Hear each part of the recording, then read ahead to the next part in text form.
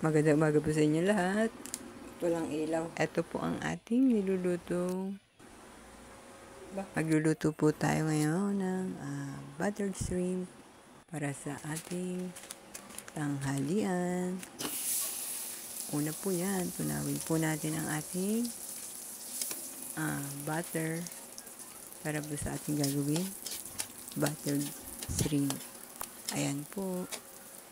Haluin lang po natin para hindi po siya masunog. Ayan po. Ganyan lang po ang simpleng pagluluto ng ating. Ayan. Lagay naman po natin ang ating minced garlic. Ano po? Pagkatapos haluin lang po natin hanggang siya ay maging golden brown. Para perfect po siya na sa ating gagawing buttered shrimp. Ano po? Haluin lang po ng haluin natin.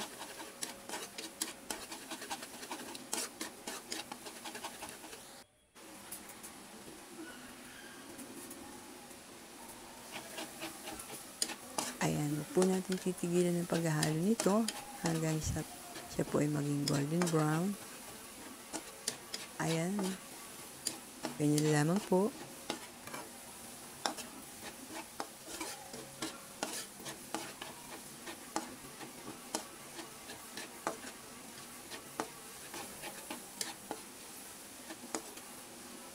Ayan, makikita po natin na ang ating pong bawang nagiging brown na po. Kapag po siya ay ganyan na, bantayan po natin mabuti.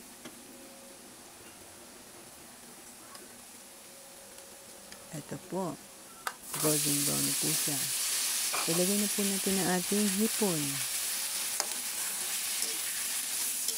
Yan. Para po pumasok ang lasa ng ating garlic at butter sa ating ginagawang buttered shrimp. Haluin lang po natin mabuti para po manuot ang lasa sa ating nilulutong hipon. Ganito lamang po kasimple ang pagluluto ng buttered shrimp sa version ko po. Actually, marami naman pong version kung ano. Pero po ito yung pinakasimpleng pagluluto para sa akin. Ayan. Ganyan lamang po. Haluin ng haluin para maging balanse ang lasa at manuot sa ating hipon.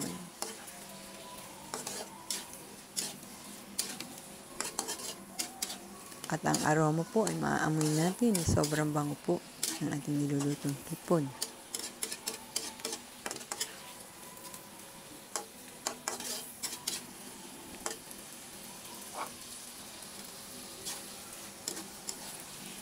Ganyan lang po kasimple ang ating ginagawang buttered shrimp.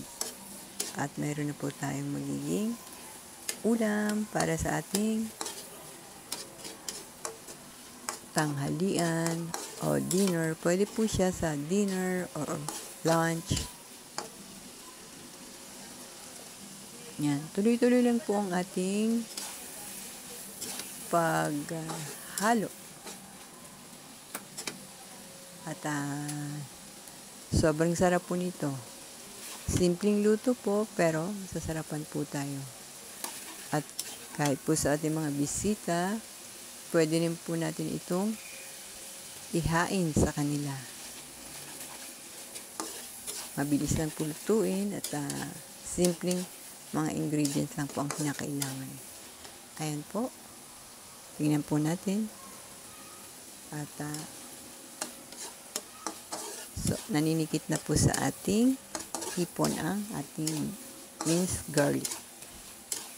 Ibig sabihin po niyan, nanonood na po ang lasa sa loob ng ating hipon. Ayan po. Tuloy-tuloy lang po ang ating paghalo para po manood ang lasa. Yan po. mga ka-friends. Ganito lamang po ang ating gagawin sa ating buttered shrimp. Simpleng luto po ito at madaling-madali lang kapag tayo may dumating ng mga kamag-anak, kaibigan sa ating bahay. Pwede natin po itong ihanda ng mabilisan po para sa kanila.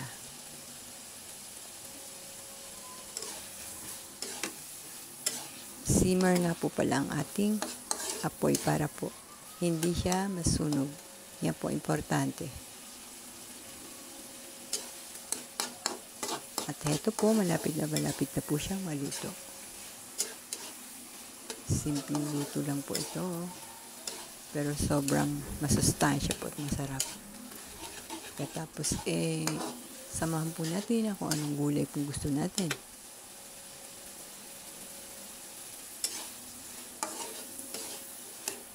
Ayan po, imasdan po natin at napakasimple lang po niya. Halo-haluin lang po natin. Ganyan lang po kasimple ang pagluluto mga ka-friends.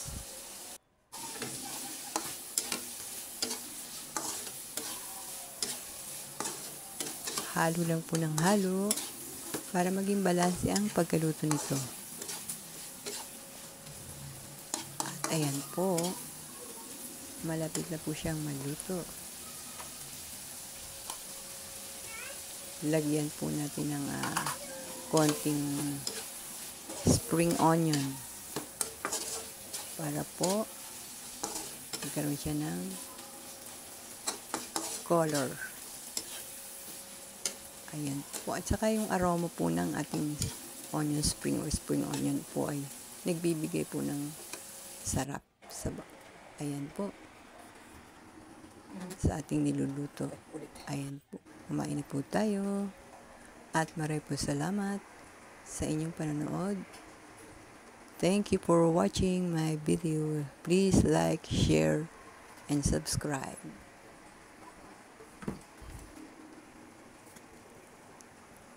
Salamat mga ka-friends. Have a good day to everyone. Take care.